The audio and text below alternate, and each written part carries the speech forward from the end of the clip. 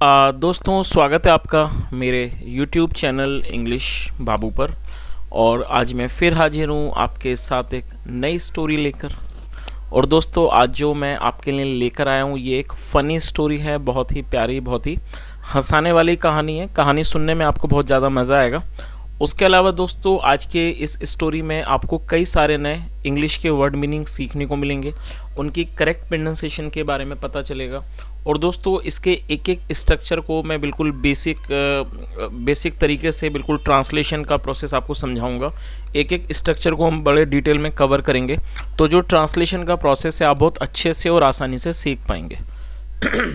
तो चलिए दोस्तों आज की इस वीडियो को हम शुरू करते हैं। और सबसे पहले कहानी का टाइटल देखते हैं। कहानी का टाइटल है फ्रूट ऑफ लॉन्ग लाइफ। क्या मतलब हुआ? फ्रूट ऑफ का मतलब होता है का, fruit of long life. Long life मतलब लंबा जीवन। फ्रूट ऑफ लॉन्ग लाइफ मतलब लंबे जीवन का फल, या कह सकते हैं लंबे जीवन वाला फल। तो दोस्तों ये आज की इस कहानी का टाइटल है, शीर्षक है, और बहुत ही मज़ेदार कहानी है। तो अब मैं इसे पढ़ना शुरू करता हूँ। आपसे रिक्वेस्ट है आप कहानी को बिल्कुल ध्यान से सुने, और यदि आज की कहानी आप और आज का जो वीडियो आपको अच्छा लगे तो आप इसे लाइक भी ज़रूर करें। तो चलिए इसको शुरू करते हैं। Vijayanagar was a very prosperous kingdom. दोस्तों ये जो वाक्य है ये सिंपल पास्ट का वाक्य है। सिंपल पास्ट का मतलब होता है जब हम पास्ट में कोई भी ऐसा वाक्य बनाते हैं जहां पर वॉज या वर्ब का प्रयोग हेल्पिंग वर्ब के रूप में करते हैं, साथ में नाउन या एडजेक्टिव को लेकर वाक्य बनाया जाता है। और इस तरह के वाक्यों में कभी भी वर्ब का प्रयोग नहीं किया जाता है और इन्हें नो एक्शन सेंटेंस भी कहा जाता है। प्रोस्पेरस एडजेक्टिव है जिसका मतलब होता है समृद्ध, और यदि इसे आसान भाषा में कहें तो अमीर, इसे हम कह सकते हैं। तो क्या अर्थ हुआ? Vijayanagar was a very prosperous kingdom, मतलब विजयनगर एक अत्यंत समृद्ध राज्य था, मतलब बहुत अमीर राज्य था। It had merchants who traded goods with Portugal, China, Sri Lanka and central Asia.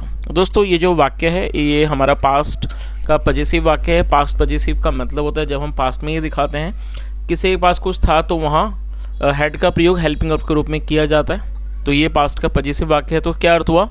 It had, और ये जो इट है वो किसके लिए यूज़ किया गया? ये राज्य के लिए यूज़ किया गया, इसलिए यहाँ पर इट का यूज़ किया गया है। इट हैड मतलब उसमें थे मर्चेंट्स व्यापारी, हु ट्रेडेड, हु का मतलब होता है कौन या फिर जो, ये एक रिलेटिव प्रोनाउन है। जब हम किसी का रेफरेंस देते हैं तो वहाँ पर हु का यूज़ किया जाता है। ट्रेड का मतलब व्यापार करना, हु ट्रेडेड जो व्यापार करते थे गुड्स सामानों का, विद पोर्टुगल, पोर्टुगल मतलब पुर्तगाल जिसे हिंदी में कहते हैं, पुर्तगाल के साथ, China, Sri Lanka and central Asia, और जो मध्य एशिया है वहाँ पर। तो इस पूरी लाइन का क्या अर्थ हुआ कि इसके अंदर ऐसे मर्चेंट्स थे, व्यापारी थे जो अपने सामान का व्यापार करते थे। पुर्तगाल, चाइना, श्रीलंका और जो सेंट्रल एशिया है वहाँ से वो अपना व्यापार करते थे। Trade and commerce were brisk, brisk का मतलब होता है तेज, जो कि एक एडजेक्टिव है। और जो व्यापार और जो वाणिज्य था वो तेज था। And wealth flowed into the kingdom, और जो वेल्थ थी मतलब कि जो पैसा था, धन था, वो राज्य में आता था, फ्लो करता था, मतलब कि आना, राज्य में आता था। Kings and princess exchange costly gift, exchange का मतलब होता है आदान प्रदान करना। तो क्या अर्थ हुआ? किंग्स एंड प्रिंसेस जो राजा थे और जो राजकुमार थे, एक्सचेंज कॉस्टली गिफ्ट, वो महंगे उपहारों का आदान प्रदान करते थे। चलिए आगे देखिए।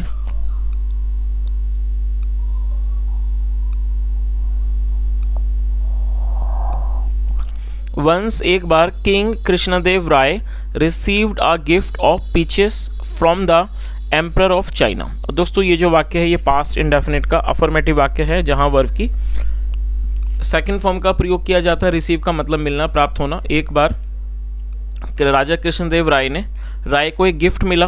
किस चीज़ का गिफ्ट मिला? Of peaches. पीच का मतलब होता है आड़ू, आड़ुओं का। कहाँ से मिला?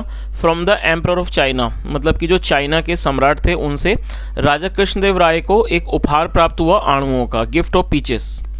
The emperor sent a message, जो एम्परर थे, सम्राट थे, उन्होंने एक संदेश भिजवाया, उन्होंने एक संदेश भेजा टू द किंग, राजा को, सेइंग, ये कहते हुए दैट की दिस स्पेशल फ्रूट, और ये कि उन्होंने क्या संदेश दिया कि ये जो विशेष फल है had a rare quality, rare का मतलब दुर्लभ, इसके अंदर एक रेयर, एक दुर्लभ गुण है। क्या गुण है वो? It would give long life, मतलब कि एक लंबा जीवन देगा, टू द वन, उस व्यक्ति को, हु एट इट, जो इसको खाएगा, जो इसको खाएगा। चलिए आगे देखिए। नो पीचेस ग्रीव इन विजयनगर। और दोस्तों ये भी पास्ट का अफर्मेटिव वाक्य है। ग्रो का मतलब उगना, सेकंड फॉर्म में ग्रीव। नो पीचेस ग्रीव इन विजयनगर, विजयनगर राज्य में कोई भी मतलब आड़ू नहीं उगते थे, सो इसलिए दिस वॉज अ न्यू, ये एक नया एक्सोटिक फ्रूट। और एक्सोटिक का मतलब होता है दोस्तों, आप इस वर्ड को नोट कर लीजिए, विदेशी फल को एक्सोटिक फ्रूट कहा जाता है। तो इस पूरी लाइन का क्या अर्थ हुआ, सो इसलिए this was a new exotic fruit, ये एक नया एक विदेशी फल था। और दोस्तों यहाँ पर आप इस चित्र को भी देख सकते हैं कि किस तरह से जो राजा साहब हैं और ये जो उनके लिए गिफ्ट भेजा गया है, और ये जो व्यक्ति हैं वो देखने में भी चाइनीज व्यक्ति ही लग रहे हैं जो कि गिफ्ट लेकर आए हैं। चलिए आगे देखिए। The large baskets of fruit were brought before the king and placed there. क्या अर्थ हुआ दोस्तों, ये जो वाक्य है ये पास्ट इंडेफिनिट का पैसिव वॉइस का वाक्य है। आप इसके स्ट्रक्चर को नोट कर सकते हैं। जब हम पास्ट इंडेफिनिट में कोई पैसिव वॉइस का वाक्य बनाते हैं तो वहाँ पर वॉज या वर्ब का प्रयोग हेल्पिंग वर्ब के रूप में किया जाता है, साथ में वर्ब की थर्ड फॉर्म यूज़ की जाती है। आप इसे नोट कर लीजिए। ब्रिंग का मतलब होता है लाना, BRING, और ये उसकी थर्ड फॉर्म है BROUGHT। चलिए इसका क्या मतलब हुआ, द लार्ज बास्केट्स, बास्केट मतलब टोकरियाँ, मतलब कि द लार्ज बास्केट मतलब कि बड़ी टोकरियाँ, बड़ी बड़ी टोकरियाँ ऑफ फ्रूट, फलों की, वर ब्रॉट, उन्हें लाया गया, बिफोर द किंग, राजा के सामने, एंड प्लेस्ड देयर, और उनको वहाँ रख दिया गया। प्लेस मतलब रखना, सेकंड फॉर्म प्लेस्ड, और उन्हें वहाँ रख दिया गया। वन ऑफ द बास्केट्स मतलब उनमें से जो एक बास्केट थी, टोकरी थी, वॉज अनकवर्ड, अनकवर्ड का मतलब वो ढकी हुई नहीं थी, वॉज अनकवर्ड वो ढकी हुई नहीं थी। टू रिवील, जो इस चीज़ को दिखा रही थी, रिवील मतलब खुलासा कर रही थी, द जूसी ग्लोइंग फ्रूट्स, इस जूसी मतलब एक रसदार, ग्लोइंग चमकते हुए फ्रूट्स को वो दिखा रही थी विद इन, उसके अंदर। चलिए आगे देखिए।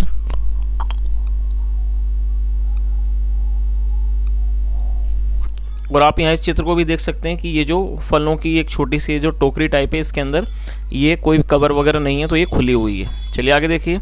एवरीवन इन द कोर्ट, हर कोई जो दरबार में था, लुक्ड एट द पीचेस, उसने इन पीचेस को, आड़ुओं को देखा, दैट शोन, जो कि चमक रहे थे, लाइक गोल्ड, सोने की तरह, एंड विशेष, और उनकी इच्छा की ही टू कुड टेस्ट देम, की वो भी इनका स्वाद ले पाते। अमंग द कोर्टियर्स, और इन दरबारियों के बीच में वॉज तेनालीरामन, तेनालीरामन भी थे। Even he had never seen such peaches earlier. दोस्तों यहाँ हैड के साथ थर्ड फॉर्म का यूज़ किया गया। सी मतलब देखना, थर्ड फॉर्म में सीन, तो ये पास्ट परफेक्ट का वाक्य है। पास्ट परफेक्ट का मतलब होता है पास्ट में किसी क्रिया का होना, पूरा होना पाया जाना, जहाँ हैड के साथ थर्ड फॉर्म का यूज़ किया जाता है। और ये नेवर का यूज़ भी किया गया, जिसका मतलब कभी नहीं। तो इस पूरी लाइन का क्या अर्थ हुआ, even he had never seen such peaches earlier, मतलब कि उन्होंने भी इस तरह के आड़ुओं को पहले नहीं देखा था। And he longed to taste them, और वो तरस, और उन चीज़ों के लिए, उसका स्वाद लेने के लिए वो एक तरह से तरस रहे थे। चलिए लॉन्ग का मतलब होता है तरसना। आगे देखिए। Forgetting that the gift had been send to the king. दोस्तों यहाँ देखिए हैड बीन का यूज़ किया गया है। ये जो स्ट्रक्चर है आप इसे नोट कर लीजिए।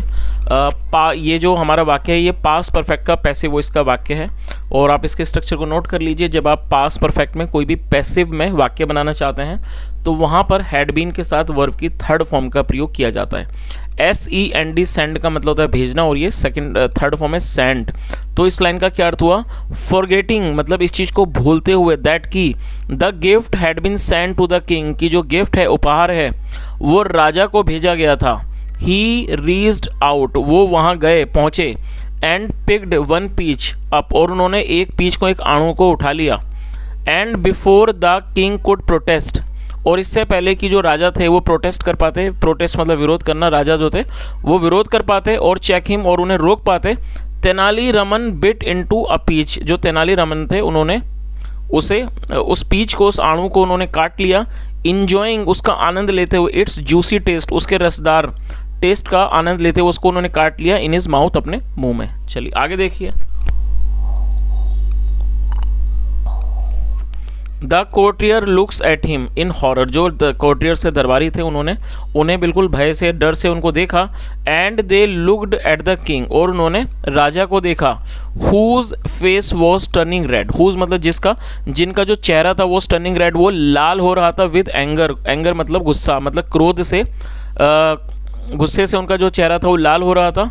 दे वर श्योर, दोस्तों दे का मतलब वे या फिर वे लोग, जब सब्जेक्ट में एक से अधिक लोग होते हैं तो दे का यूज़ किया जाता है, जो कि एक प्लूरल नाउन है। तो क्या अर्थ हुआ, दे वर श्योर, वो निश्चिंत थे, दैट की नाउ की अब there was going to be trouble, कि अब कोई समस्या होने वाली है। एंड श्योर इनफ, और ये बात बिल्कुल निश्चिंत थी। There was a lot of trouble, वहाँ बहुत ज़्यादा बड़ी परेशानी थी। आगे देखिए, Tenaliraman thundered the king, thunder मतलब दहाड़ना, जो तेनालीरामन थंडर्ड द किंग, जो राजा थे वो दहाड़े तेनालीरामन। एंड सडनली तेनालीरामन, और अचानक तेनाली जो रमन थे उन्हें रियलाइज हुआ, रियलाइज का मतलब महसूस होना, second form realise. And suddenly Tenaliraman realise, अचानक तेनालीरामन को एहसास हुआ, he had done something unpardonable, उन्होंने कुछ अक्षमनीय, दोस्तों आप इस वर्ड को नोट कर लीजिए, मैं चाहूँगा आप इसे नोट कर लीजिए, अनपार्डनेबल, जो कि एक एडजेक्टिव है जिसका मतलब होता है अक्षमनीय। अगर ये आप इसे आसान भाषा में समझे, क्योंकि हो सकता है आप में से कुछ लोग इस शब्द को ना समझ पाएँ। अक्षमनीय का मतलब होता है ऐसा कोई भी ऐसी कोई भी गलती, ऐसा कुछ भी जो कि माफ़ ना किया जा सके, ना माफ़ करने के योग्य जो आपकी गलती है उसे अनपार्डनेबल कहा जाता है, जिसका मतलब होता है अक्षमनीय। तो इस लाइन का क्या अर्थ हुआ कि जो अचानक जो तेनालीरामन थे उन्हें एहसास हो गया, क्या एहसास हुआ, he had done something unpardonable, मतलब उन्होंने कुछ भी ऐसा कर दिया है जो कि क्षमा के योग्य नहीं है, मतलब जिसे माफ़ नहीं किया जा सकता। This was a gift for the king, ये राजा के लिए उपहार था। और he had picked it up, और उन्होंने इसे उठा लिया था। एंड ईटन, और इसको खा लिया था। It even before the king tested it, मतलब कि यहाँ तक कि राजा के द्वारा इसको चखे जाने से, मतलब राजा के द्वारा इसका स्वाद लिए जाने से पहले उन्होंने इसे उठा लिया था और खा लिया था। वॉट वॉज वर्स, और इससे भी बुरा क्या था, that he had not even asked for permission, और इससे बुरा क्या था कि उन्होंने परमिशन, मतलब कि जो आज्ञा थी वो उन्होंने नहीं मांगी थी, टू ईट इट, इसको खाने की। He was really going to get into trouble, और वो वास्तव में एक बड़ी समस्या में पड़ने वाले थे। चलिए आगे देखिए,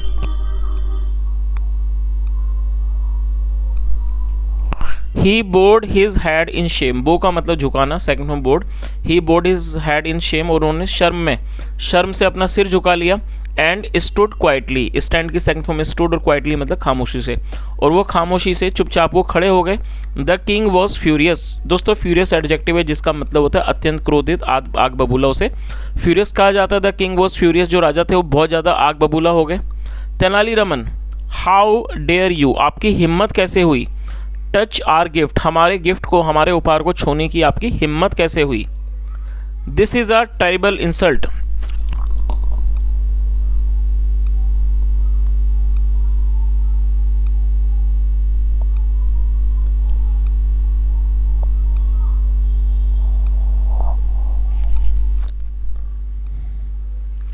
this is a terrible insult, मतलब ये एक बहुत बड़ा अपमान है।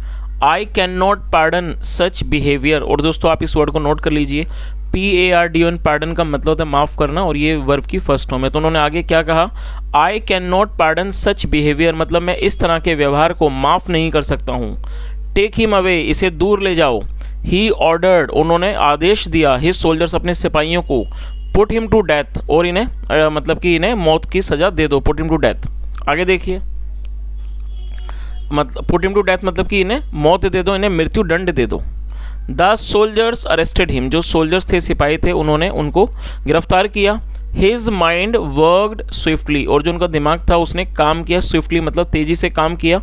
टू फाइंड अ वे, एक तरीका ढूंढने का, वे आउट एक बाहर निकल, मतलब उस समस्या से, वे आउट ऑफ दिस, इस समस्या से बाहर आने में के तरीके को ढूंढने में जो उनका दिमाग था उसने बड़ी तेजी से काम किया। Way out of this terrible fix, terrible fix का मतलब है गंभीर समस्या, इस बड़ी समस्या से बाहर आने में उनके दिमाग ने बहुत जल्दी से काम किया। ही बिगेन वेलिंग लाउडली, दोस्तों वेल का मतलब होता है ज़ोर ज़ोर से रोकर चिल्लाना, और ये बिगिन मतलब शुरू करना, second from begin. He began wailing loudly, वो ज़ोर ज़ोर से दहाड़े मार के रोने लगे।